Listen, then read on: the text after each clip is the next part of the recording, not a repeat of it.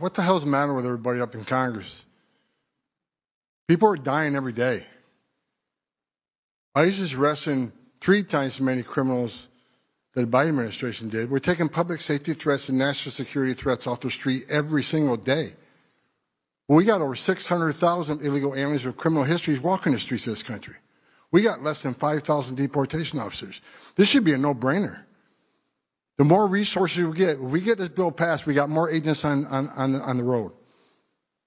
We buy more beds, we get more transportation flights. More agents means more bad guys arrested, taken off the streets of this country every single day. Every day we arrest a public safety threat or national security threat. This makes this country much safer. Who the hell would be against that? And I get irritated, I get pissed off because I'm sick of meeting angel moms and dads. You want to talk about family separation? They buried their children. So I've done this since 1984. I've worked for 6 different presidents. No one has had the success of the Trump administration. We got the most secure border in the history of this nation today.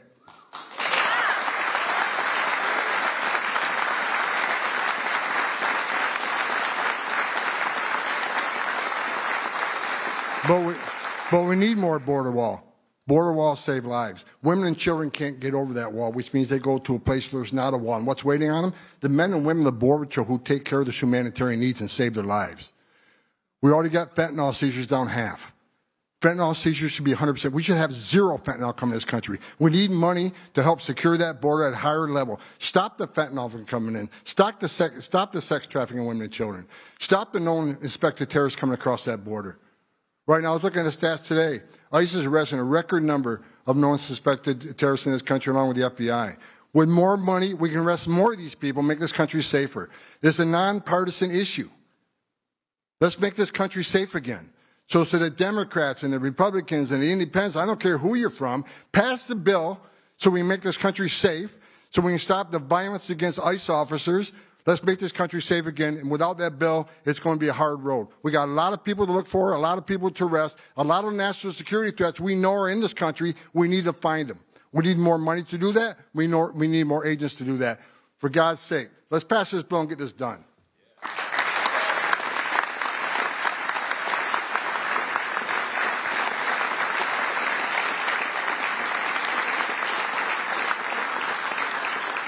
He got so angry he didn't even shake my hand or look at me. Just.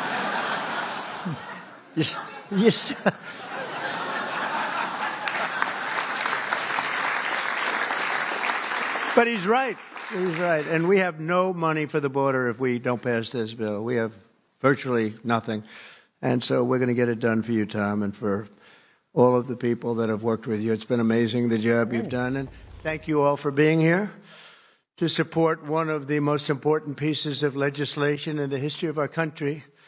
And that's everybody saying that, virtually everybody. The one big, beautiful bill to secure our borders, turbocharge our economy, and bring back the American dream. That's what's happening, too. It's met with tremendous approval and reception. And when we were thinking about doing it, we were going to break it down into 3, 4, 5, 6, or even 7 bills. And I said, let's make it one big, beautiful bill, Mike, right?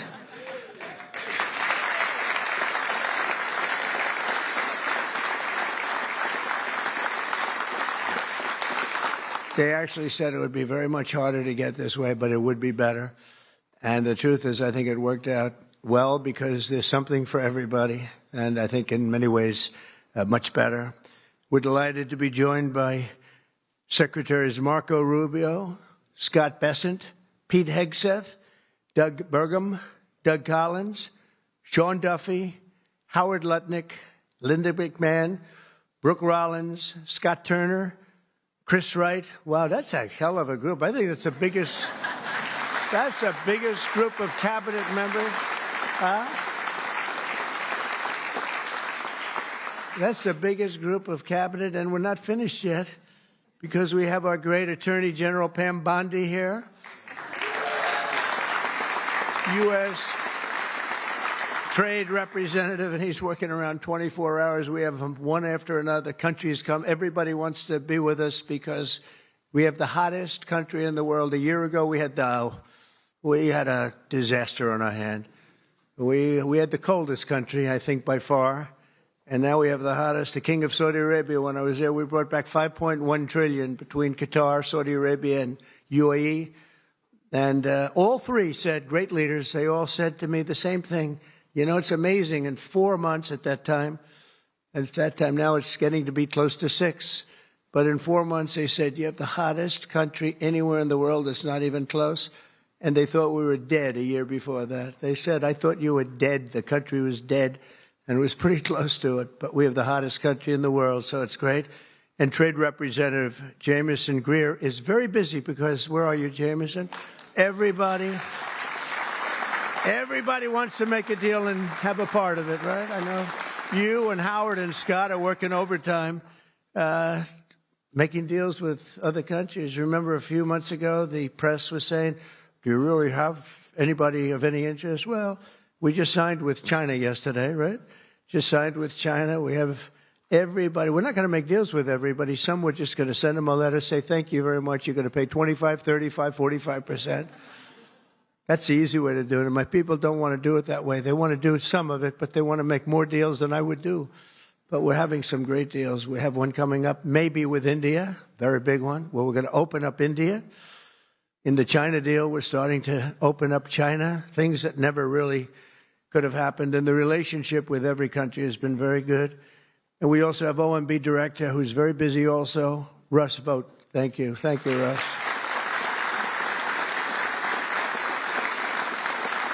And also, I want to give a very special thank you. This is a hell of a group we have here. This is amazing, the quality of people. But actually, I like these people and most of those people much better than the people I just named, okay? But a very special thanks as well to Speaker Mike Johnson, who's a great, legendary guy. He's going to go down as a legend. A great friend of mine, a fantastic Senator, Roger Marshall, wherever you may be. Roger, thank you very much. Thank you. Bernie Moreno, great win Bernie had in Ohio. Bernie, great win. That was a tough race. They said that was not winnable, and he won by about 5 points, so that was pretty good. So much for not winnable. Mike Lee is here. Mike, hi, Mike. Thank you, Mike. Tim Sheehy, another tremendous win. Way to go, Tim. Young, handsome. That was another race that wasn't supposed to be able to be won. They said, well, we have a very young, handsome guy. I said, does that matter? Looks don't matter, do they, Mike? Looks. Anyway, great job. You can't help it. You can't help it. Great. That was a great race, along with Representatives Paul Gosar, Greg Murphy, Tom Kaine, Jen Kiggins, Rob Bresnahan, who's where is Rob? Stand up, Rob. Let me see you. Good. He's done a fantastic job. And Ryan McKenzie. Thank you, Ryan. Thank you all. That's great. It's a big group of people. We're here this afternoon to share the stories of an incredible group of patriots from across the nation whose future we are defending with the one big, beautiful bill. This is the ultimate codification of our agenda to, very simply, a phrase that's been used pretty well by me over the last 10 years, but maybe even before that, make America great again. Very simple, make America great again. When Joe Biden used to get up and say, we will stop this horrible MAGA. We're going to stop MAGA. We're going to fight it. I said, Joe, loosen up. It's called Make America Great Again. It's okay. Remember that he got up so angry. He was so angry. He said, make America great again. But we'll deliver a record tax cut, a record spending cut, a record investment in border security. We've done so well on the border. You know, last month we had 0 people that crossed the border. 0.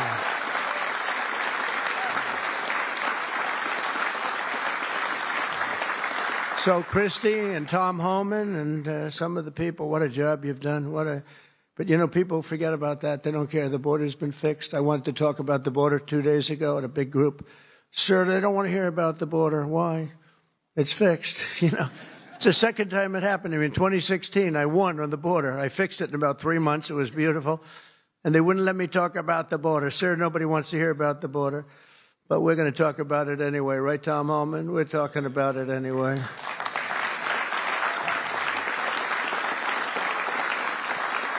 So we have a big number of dollars that's coming here because we want to keep it that way, and we want to keep it fixed.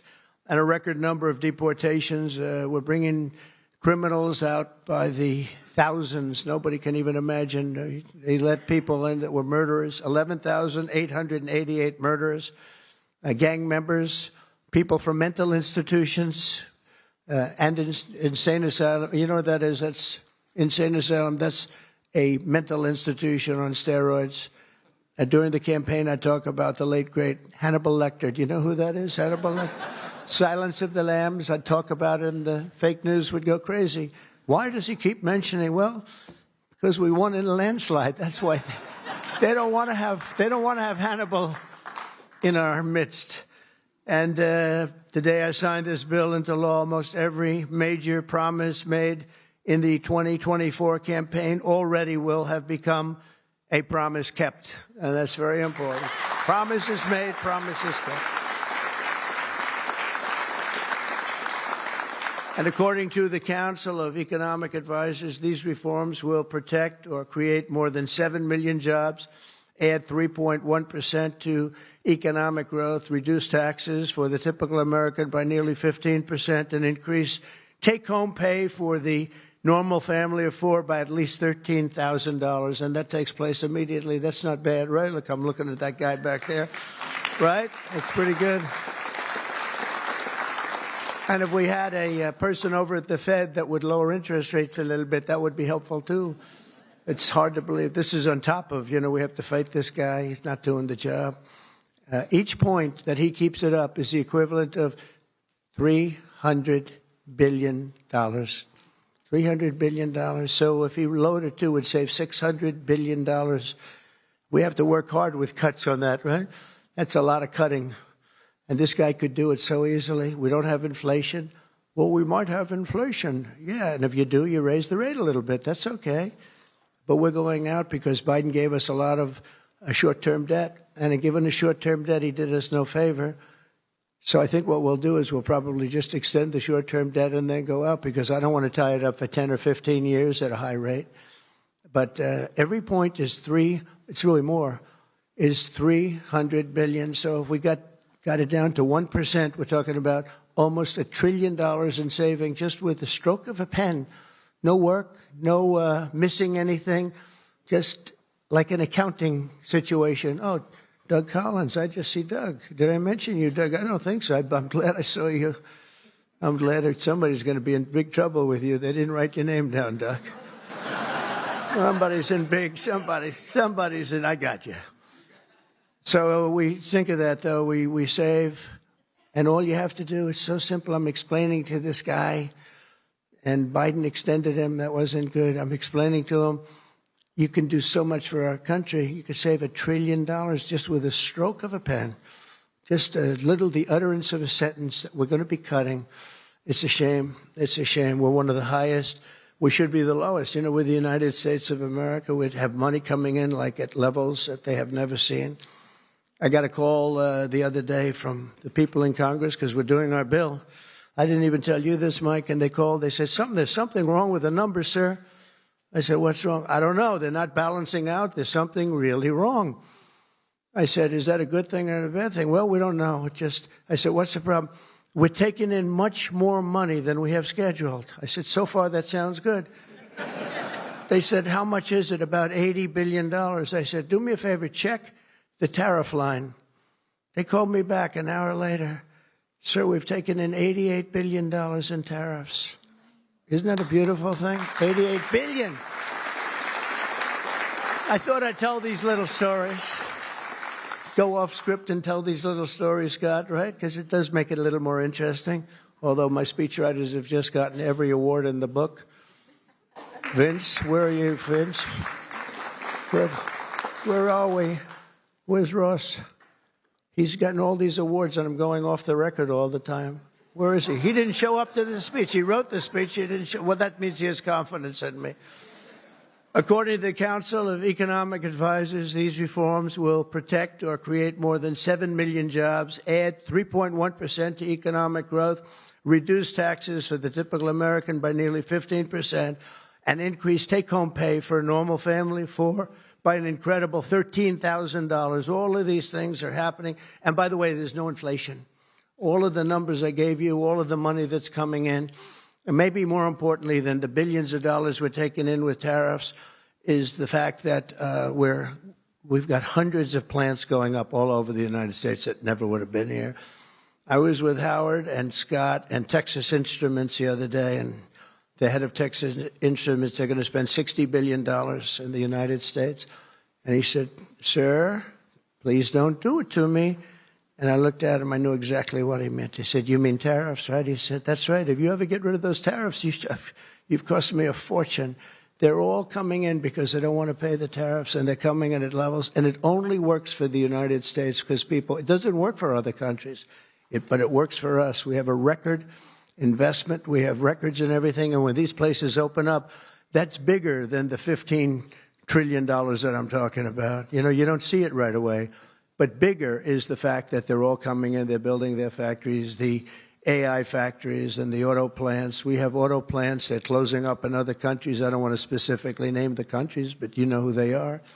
And they're coming into the U.S. and they're opening up and building like nobody's ever seen anything like it.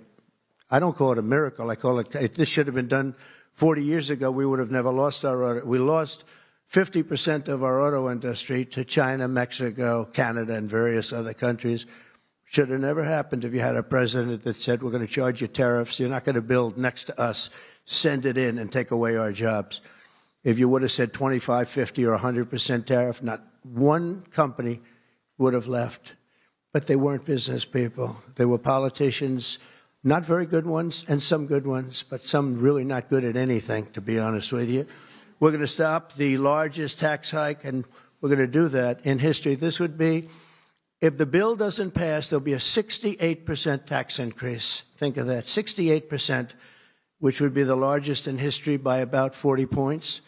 And we'll make the Trump tax cuts permanent, expand the child tax credit, and we will deliver no tax on tips, no tax on overtime, and no tax on Social Security for our great seniors.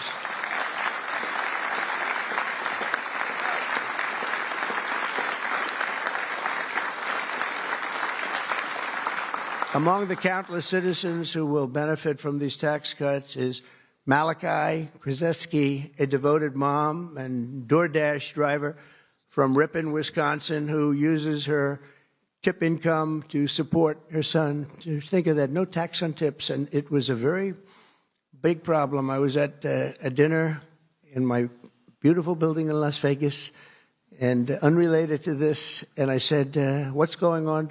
I will never say good-looking waitress because looks don't matter anymore, you know, in our modern society. She happened to be beautiful, but I won't say that. I won't mention that. But nevertheless, a waitress came over, and I said, "How are you doing?" She said, "Not good, sir." "Why?" "The government is killing me on tips." And she looked at me. She said, "Sir, there should be no tax on tips." I said, "Say it again." "There should be no tax on tips." I said, "That's the coolest thing I've ever heard." I walked outside. The press was there, as always, waiting for something bad to happen, hundreds of them. I said, "Ladies and gentlemen, please announce tonight there will be no tax on tips." And a legend was made. We won Nevada by so much. Republicans don't win Nevada. We won Nevada. So I want to thank that young, beautiful waitress. Thank you very much.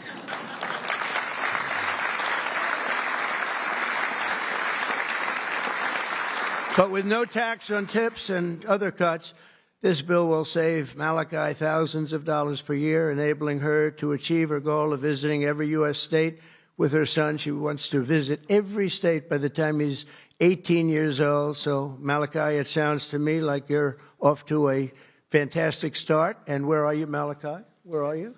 Congratulations. Great. That's good.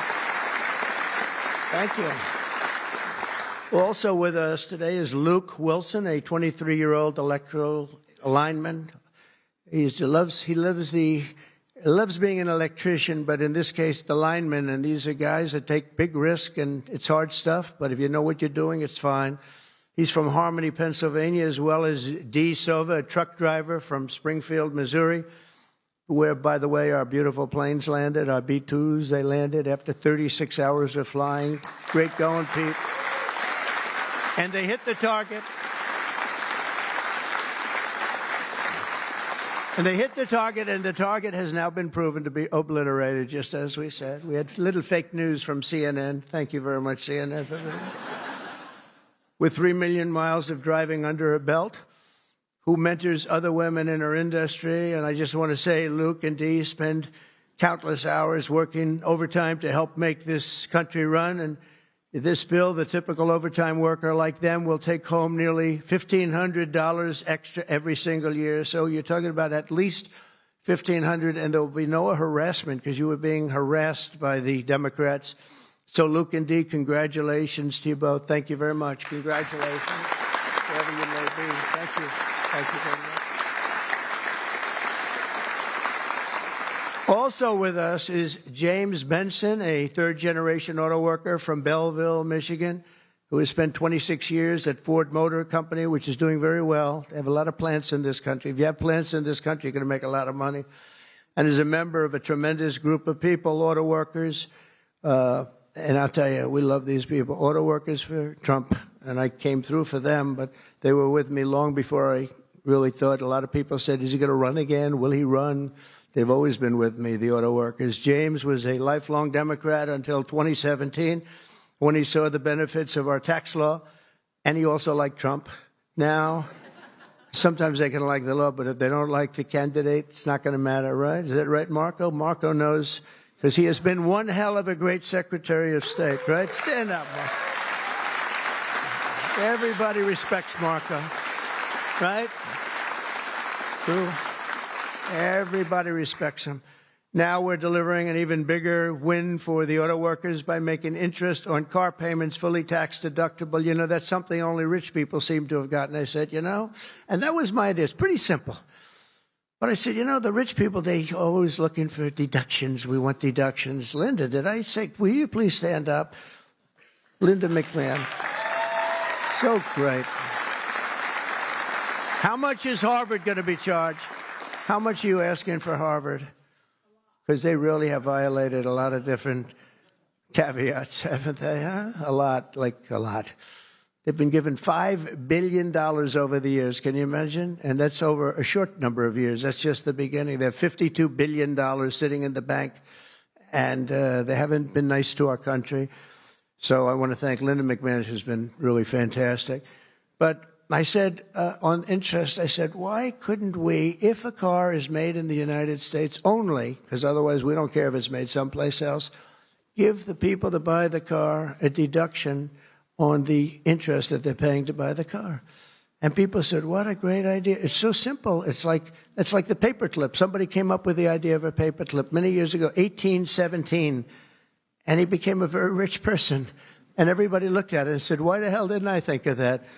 But it's like the paperclip, but only if the car is made in America. Remember that, James. We're going to keep those Michigan auto factories roaring. And as you know, we won Michigan by a lot, Susie, right? We won Michigan by a big margin, and something that typically is not easy, but I think we've won it. I actually think we've won it 3 times in a row. So it's been a great state, but a big factor with the auto workers. They went with us very big, and I love them. The One Big Beautiful Bill will also be an incredible victory for American farmers, another group that we did great with, especially family farmers like James Cullifer of Virginia Beach. Our bill will provide 100% expensing so they can buy a new farm equipment. And by the way, the expensing is good for everybody, not just farmers. And it'll virtually eliminate the so-called estate tax or the death tax. So you have a farm, you leave it to your children. If you like the children, you leave it. If you don't worry about the details. No, some people don't want to leave them. They don't like their kids, you know?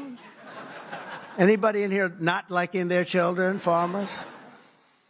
But if you like your kids, you want to leave it. And a lot of times what was happening before I got there, because I put this in the first tax bill, as you know, but people would die, they'd leave their farm. There was no cash, but there was value to the farm, sometimes good value. It's called real estate rich and cash poor.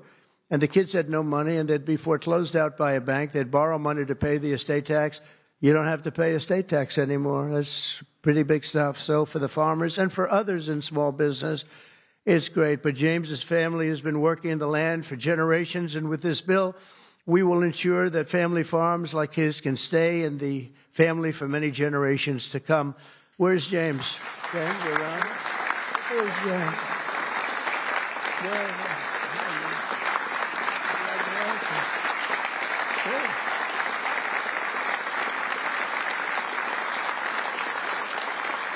That's great. And you know what I mean, James, right?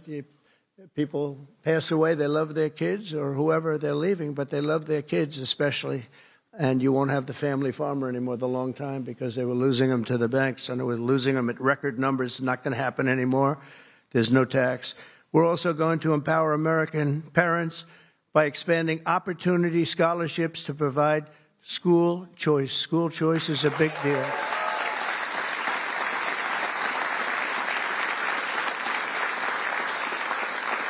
And we just got school working with the governor of Texas, as you know, Greg Abbott. We just had it passed in Texas, and I know about that. Somebody said, yeah, that was a big deal. They've been trying to get it for 9 years, and they asked me if I'd call the legislature, Republicans in the legislature, and I did. And I gave them a pep talk, and everybody voted for it. First time, they were shocked, but they never asked me to call them before. This was the first time, and they got it passed, right, Susie? It was amazing. And it was something that Dan and Greg and everybody, they really wanted it. And Ted Cruz wanted it badly. They all wanted it. So we got it in Texas. But you're going to have it. More and more people are talking about school choice. Good thing. This will be the godsend for mothers like Angelina Banks from Philadelphia. Where's Angelina? Where is Angelina? Oh, you are very pretty. She went out for a second and she's coming back. Okay? Where's Ange? Come on over here, Angelina. Oh, that's terrible. Oh, wow. How are you? I won't ask you where you've been, okay? I promise. But it's great to have you. It's great to have. I mentioned your name. I said, where's Angelina? He said, she'll be right back, sir. Thank you very much. Appreciate it. And Aubrey and Ava Jane, Angelina says the tax relief for child care and education are a foundation for stability and dignity. I think those were your words, right? Stability and dignity. Good words for her family. And with the One Big Beautiful Bill, we're delivering both empowering hundreds of thousands of families to choose the public, private, charter, religious school or the home school of their choice. And Angelina, thank you very much for being with us. Beautiful. Beautiful. So this bill will also be the single most important piece of border legislation ever to cross the floor of Congress. We will hire 3,000 new Border Patrol officers and 10,000 new ICE agents. And these people are great. I tell you what, I got to know a lot of them. And we have tremendous representation. They've been for me from day one. In fact, I shouldn't say this, but they endorsed me when I first ran, almost at the beginning. And they weren't sure if they were allowed to endorse me. And they said, we don't care, we're endorsing you. But they were great, and they've been my friends ever since. But think of that. So we're going to hire 3,000 new Border Patrol officers, 10,000 new ICE agents. And, you know, these ICE guys, they go into war zones, and they're tough, and they love our country. And if you're not going to be tough, you're not going to do well. But they are tough, and they'll break into a pack, and they call them a pack. Some of these packs come out of the jails of Venezuela. They come from places that you don't want to know about. They're gang members that have been all sent in here through Biden's open door stupid policy. The dumbest policy, I think, well, we have a lot of dumb policies, but the worst, I think, is open borders, where anybody comes into our country totally unvetted, totally unchecked. And they're drug dealers, and they're people that we don't want them. And they're murderers, you know, they're murderers. I told you, over 11,000 murderers, they're in here. 50% of those, by the way, murdered more than one person. And they came in, no check-in, no anything. It's so sad. What that man has done to this country, we should never forget it, okay? We should never, ever forget it. With that whole group of people, I don't even think it was him. He didn't believe in open borders. He didn't believe in men playing in women's sports or transgender for everybody. But what that group of people has done to this country will never, ever, I don't think we can ever allow history to forget it. What they've done to us is so sad. We're going to fully fund the final sections of border wall, impose a new remittance tax on money sent back to foreign countries, and dramatically increase deportations to a bare minimum of 1 million illegal aliens per year. And what we're doing is we're really going after the criminal aliens, of which we have plenty to work with. People say, well, that's a lot, isn't it? Well, remember, these countries are very smart. They're headed up by people I know. In almost all cases, they're very smart people, and they're people of great common sense. They're not sending their good people out. They're sending the bad people out, and they put them into caravans. I think I came up with that name, but somebody did. It's a great name, a caravan. Thousands and sometimes as many as 30,000 people walking right into our country. Again, last month we had none. Think of that. It's almost, people say it's almost impossible. But they come in, and at a minimum, they're not people that work very hard. They're people that are on welfare. They don't want them. They don't want them. They give them to us. It's incredible what's happened, and it's so sad to see. It's so sad. It could make you just sick to your stomach when you think about it. I was going to say it could make you cry, but I like to pretend I never cry. I don't want to be a crier, but it makes you sick to think of what they did. What they did to us is just sick.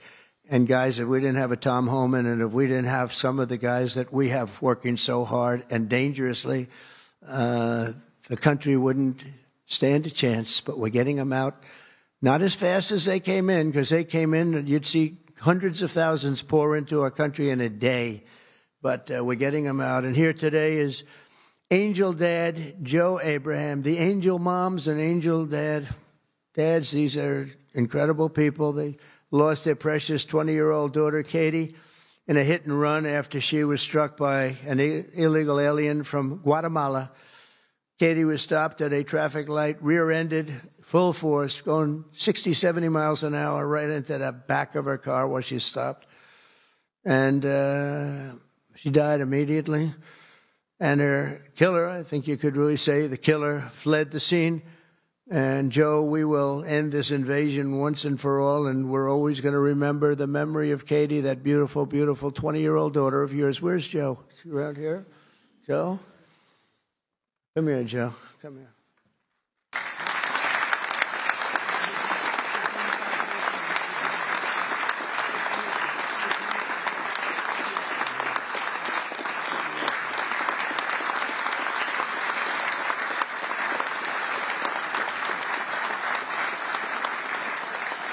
Ah, boy, oh, boy, oh, boy.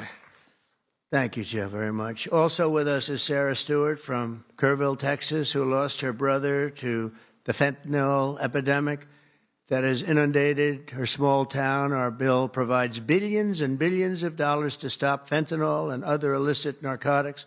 We're also charging other countries like Mexico, Canada, and China billions of dollars in taxes that we put on because they've allowed people that are selling fentanyl to go through their countries, or in the case of China, they send it here, and paying a lot of money at least, but would rather stop it.